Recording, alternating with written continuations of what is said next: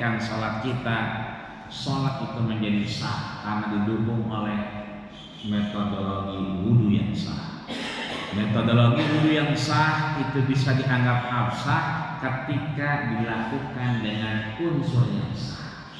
Unsur yang sah adalah tahirun li nafsihi mutahhirun li ghairihi. Dia suci secara zatnya dan dia mensucikan zat lainnya. Wudu pakai kopi boleh nggak? Boleh nggak? Wudu pakai teh manis boleh nggak? Boleh nggak Pak? Wudu pakai susu boleh nggak? Iya. Begitu sujud disemutin, semut pada gigit. Kalau urusan boleh mah boleh-boleh aja, boleh. Urusan boleh. Tapi Islam bukan boleh atau nggak boleh, sah atau tidak sah. Bosan wudu pakai keran, bosan gitu. Kayak sekali-kali kayak sultan gitu kan, wudunya pakai susu. Ya. Boleh, tapi dia tidak mutahhirun li ghairihi, tidak mensucikan zat yang lainnya. Itulah kita. Maaf, saya tinggal di Joglo. Syukur alhamdulillah sampai detik ini Joglo, ya. Joglonya itu masih zona hijau, belum ada yang teridentifikasi. Tapi kecamatan saya Kembangan udah 2 orang kecamatannya, tapi kampungnya dua-duanya aman. Dan seterusnya saya buat dosa, ya kan? Bapak-bapak buat dosa, kita sama-sama buat dosa. Datang ke Masjid Al-Ikhlas Panorama, maka insya Allah dilebur dosa kita. Kita masuk kamar mandi, ada yang kemudian ada ember, ada bak, ada kolam. Anak kita masuk, ya namanya anak-anak, ya kan? Tiba-tiba cuci tangan, berarti akhirnya jadi mustakmal. Boleh nggak jadi buat wudu? Nggak boleh. Tiba-tiba maaf, ya namanya anak banjir nggak? Kalau di bawah pemasukan namanya mutanajis.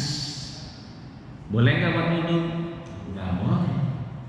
Tapi kalau yang mustamal itu kita angkat derajatnya, kita angkat barang-barang kemana? Masukin ke kolam yang besar tadi. Kulatain, 2 kula. Situn nawasitin, 60/60. Jadi 120 liter. Ntar pulang dari sini mampir warung cocok. Ngapain Pak? Minjem literan cok. Mau ngapain? Ngeleterin air. 1, 2, 120 liter. Habis ngeleterin air apa? Tangannya sengklek. Akhirnya nggak sholat nih. Ngapa tangan? Kena corona? Bukan. Sengklek kan air.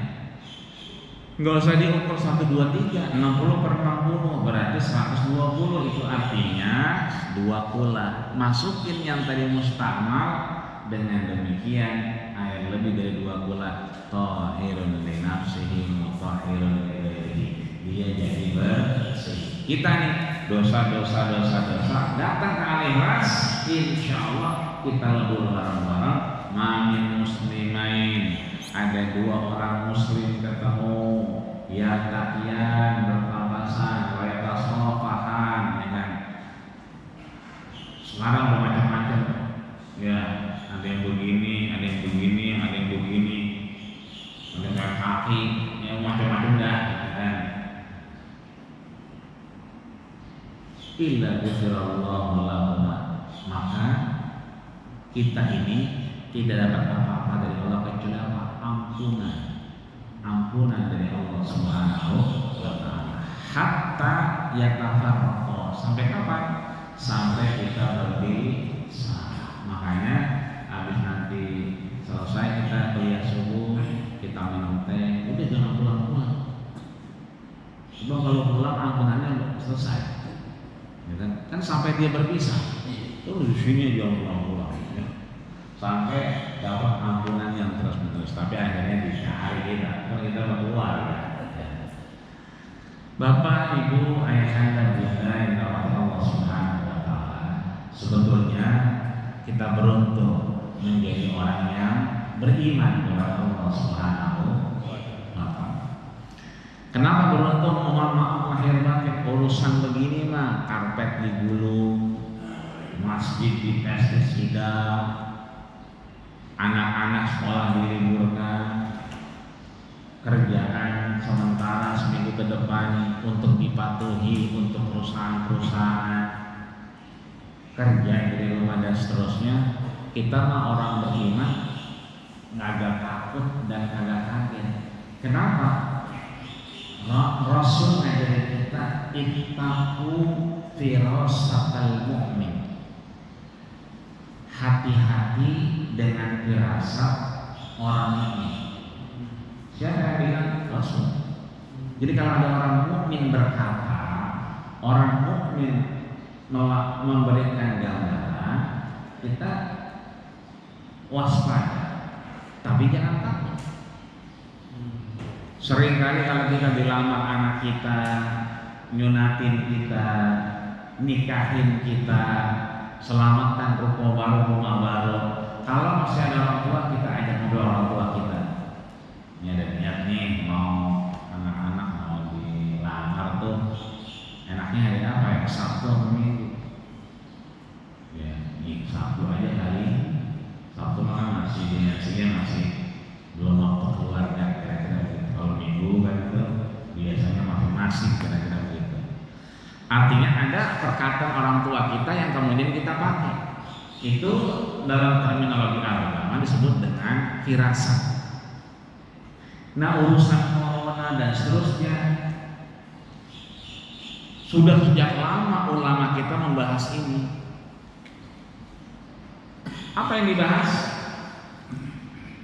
Katakanlah dari beberapa literasi yang ada Syekh Abu Bakar Masyhur yang kemudian beliau menulis kitabnya namanya Al-Usus wal Muntalaqah. Coba kita lihat Al-Usus wal Muntalaqah. Al-Usus artinya asas dasar, Muntalaqah kejadian-kejadian yang beda. Apa yang beliau tulis? Nanti kalau ketemu bukunya, kitabnya silahkan dibuka halaman 74. Di halaman 74 bahkan tahun 2015 kemarin ramai. Sampai ke Jeddah itu diseminarkan. Karena kondisi ini kelihatannya akan menjadi kenyataan padahal 2015 dan ramai. Itu sekarang 2020. Bahkan beliau diminta stafnya untuk mengulangkan apa yang beliau sampaikan di halaman 74 di baris ke-7 sebelah kiri. Beliau menyatakan satatil amra fi masal. Jadi kalau orang muslim satu itu muslimun bahasa Arab. Kalau dua berarti musliman. Nah, tadi kan mamin muslimain ada dua orang muslim. Kalau orangnya banyak muslimun artinya jamak lebih dari dua. Kalau penyakitnya satu berarti maradun bahasa Arab. Kalau dua penyakit tambahin alif sama nun belakangnya maradoni. Tadi kan muslimani tambah alif dengan nun maradoni. Kalau penyakitnya banyak amrod penyakitnya banyak. Apa yang disampaikan Abu Bakar Masyhur? Amrod yang datang nanti satu zaman di mana zaman itu akan terkena wabah. Amrod penyakit-penyakit yang penyakit ini nggak pernah ada sebelumnya. The University of Virology di Wuhan itu mengidentifikasikan bahwa yang namanya coronavirus sekarang COVID-19 itu 98% itu mirip dengan SARS yang tahun 2002. genetiknya, akan tetapi efeknya ini luar biasa, efeknya dan cara penyebarannya. Kalau jenisnya hampir mirip, tapi efeknya beda, caranya juga beda. Ya. Dulu waktu SARS memang lewat udara dan seterusnya, sekarang tidak perlu udara. Itu artinya bahwa kemudian mungkin agak mirip, tapi tidak diketemukan jenis ini. Bahkan di University of Virology menyebutkan bahwa ini bukan tangan manusia, ya, tapi memang ada kesalahan di antara manusia caranya. Akan tetapi ketika dia berada di muka bumi ini adalah bagian dari proses alam.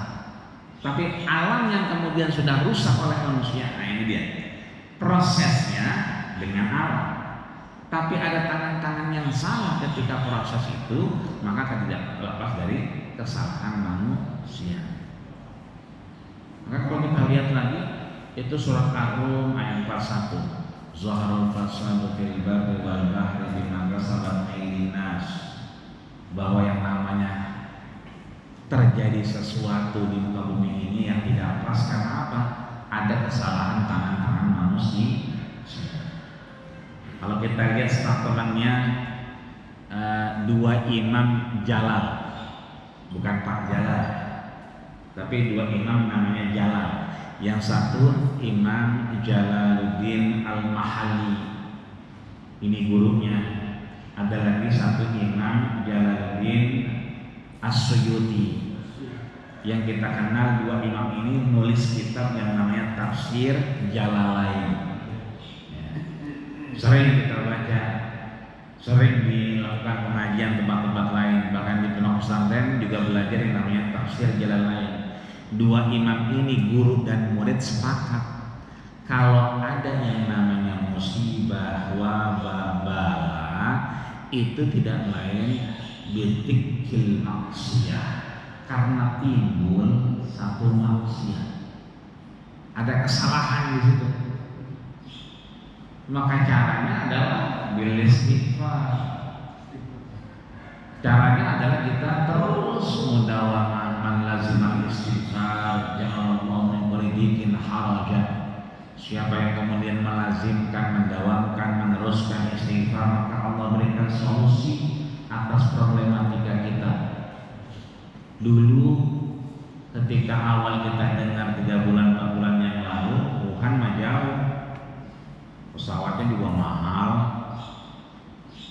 Begitu kita dengar umrah ditutup, ya yang punya kan Saudi, 9 jam naiknya, masih jauh dari kita. Tapi begitu kita dengar di Depok, ya lumayan, ya kan berapa jam dari sini ke Depok kan begini.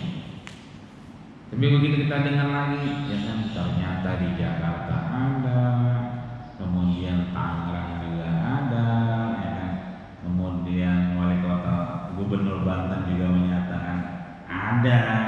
Itu artinya sudah di bersebelahan dengan kita. Maka tidak ada yang lain kalau kita minta himayah, kita dijaga oleh Allah Subhanahu wa taala agar aktivitas kita mudah-mudahan diridhoi oleh Allah Subhanahu wa taala. Maka apa yang disampaikan oleh Abu Bakar Al-Masyhur 3. Beliau kan bilang amrah. Amrah itu berarti penyakit-penyakit. Apa saja penyakitnya? Yang pertama beliau sampaikan al-influenza at-tuyur. Yang kedua beliau sampaikan al-influenza al-khanazir. Nah, yang menarik adalah yang ketiga. Ya, beliau sampaikan apa? Huma al-corona. Kalau zaman SARS dulu tidak ada demam tinggi. Kalau sekarang luar biasa. Yang beliau sampaikan adalah 3 ini dan berturut-turut. Kita lihat urutannya. Yang pertama beliau sampaikan al-influenza at-tuyur. H5N1 flu burung. Tuyul itu burung. Makanya orang-orang yang umroh ya kan suka dibilang tayarah itu apa? Pesawat. Ya kan? Motor itu apa? Bandara. Tuyul itu adalah yang bisa terbang apa? Burung. Maka belum lama juga kita digegerkan dengan banyak daripada orang yang motong, bahkan hidup-hidup dimatikan, unggas dan seterusnya, karena memang ada H5N1 yang kita kenal dengan flu. Setelah itu kita belum lupa, setelah H5N1 ada 300 babi mengambang di sungai. Itu yang ngambang, belum yang di dalam yang lagi ngopi. Ya, karena dia kan jadi diketemukannya mengambang sepanjang sungai itu. Belum yang lagi ngopi di bawah, yang lagi ngechat, ya kan, lagi WA, lagi Facebookan di bawah, apa. Itu artinya diprediksi lebih dari 500. Penyakit ini diteliti untuk kemudian dianalisa, maka kemudian kita kenal dengan flu babi. Lihat, beliau bilang al-influenza at-tuyur, yang kedua al-influenza al-khanazir. Stepnya sama, langkahnya sama, kejadiannya sangat sama. H5N1 dulu adalah flu burung, baru kemudian flu babi. Setelah itu akan datang zaman, kata beliau, dengan penyakit dunia. Apa itu?